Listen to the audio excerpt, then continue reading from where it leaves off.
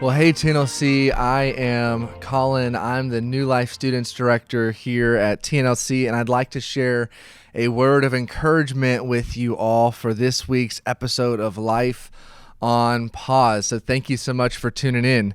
You know, there's times in life when it's really, really clear what the next step is, or it's really, really clear how or why you should act in a certain way. Let me give you an example. Let's just talk about the last few months. It's been pretty clear how we should conduct ourselves, right? Like there's been a lot of media and news talking about it. There's been a lot of address from our government, from our president talking about here's specifically how you can act, what you need to do. It's been for the most part pretty clear what we as citizens can be doing during this time of quarantine and self-isolation.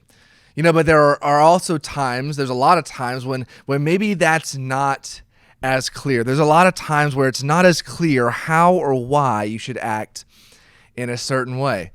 Here's another example. Have you ever been in a situation where maybe a friend has been walking up and they say hey and they kind of reach out for the fist bump, but you reach out for like the handshake or the high five, and then they go to handshake, whatever one you're doing, they go to that, but you go to what they were doing, and then they go back to what they, and then you switch back, and then you go back, and then like it just, that keeps happening until you guys just get closer and closer and closer together until you awkwardly eventually come into like a hug and an embrace of failure of like, I can't believe we couldn't just figure out that handshake. Like, I feel like that's a time where maybe it's not always as clear how or why we should be doing something. And now I'm assuming that in the next few months, we probably won't even have to worry about that because we should maybe just not shake hands or high fives. That might be the best way to go for a little bit, right? But see, I think we are coming up on a time like that, not just with our handshakes and high fives, but with really everything that we do, right? Because America is going to start slowly opening back up again. There's going to be a lot more leeway as far as the specific things that we do with our free time or how we go about our days, and we might be tempted in this time to let the stress of isolating influence some of the decisions that we might make, and it might influence them to the point where maybe we're making a decision that's not actually the best decision that we could make. I think that's certainly possible. So here's the question: How do we as disciples navigate a time where there aren't as many strict directives about what we can do and how we can do those things? What in the world does that look like? What is it supposed to look like as disciples of Jesus?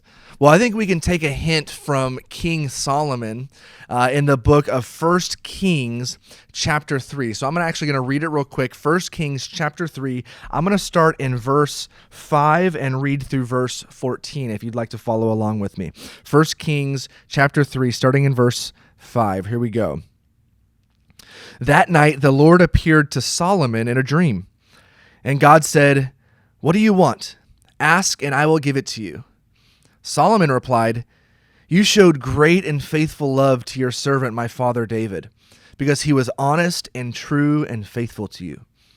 And you have continued to show this great and faithful love to him today by giving him a son to sit on his throne. Now, O Lord my God, you have made me king instead of my father David, but I am like a little child who doesn't know his way around. And here I am in the midst of our own chosen people, a nation so great and numerous they cannot be counted.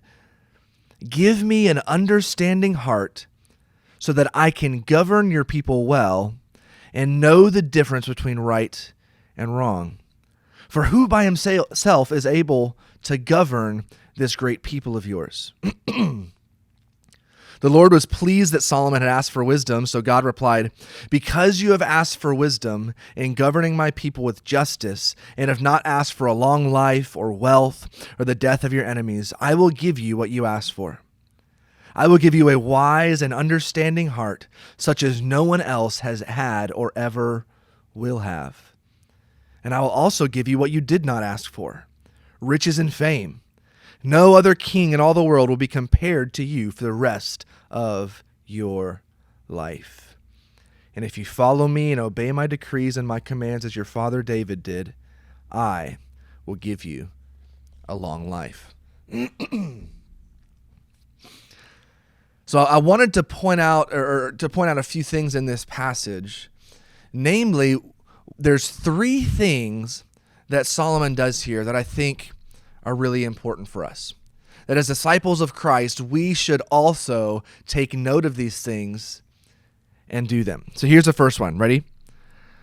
Solomon was aware of his own lack and need. He was aware of his own lack and need. He was able to see, I do not have the wisdom that I need to do what God is asking me to do. I don't have it. It's not, I have not acquired it. It's not within me. I have lack. I have need for this. See, sometimes we simply need to recognize and be aware of, where is our lack? Where is our need? Where do we need God to step in and fill us up? Where do we need God to step in and round us out? Solomon was very aware of his lack. Are you aware of your need for wisdom? See, you can, if you let life experience give you wisdom, that's great. It's really good wisdom, but you also have to wait for life experience to happen.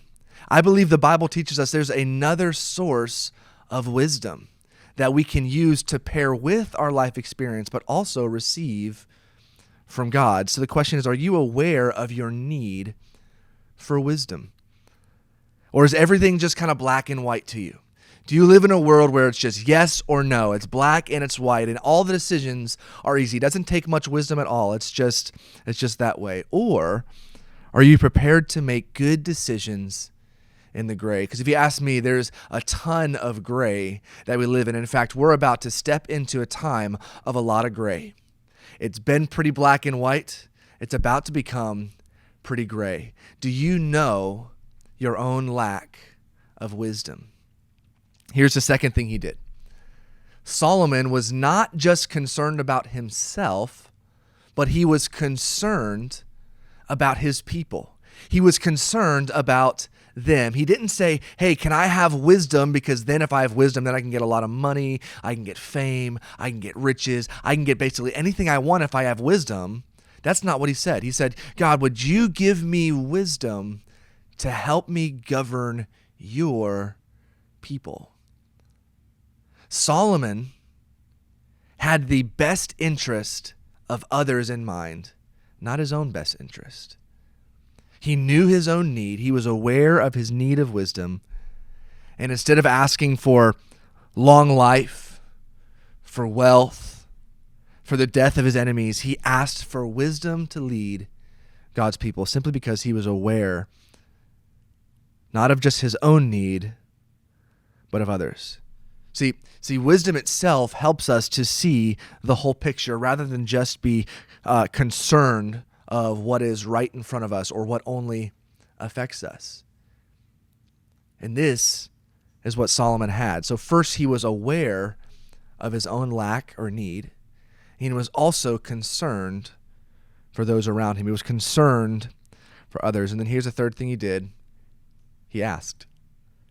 That one's really simple, but it is so essential. Solomon asked.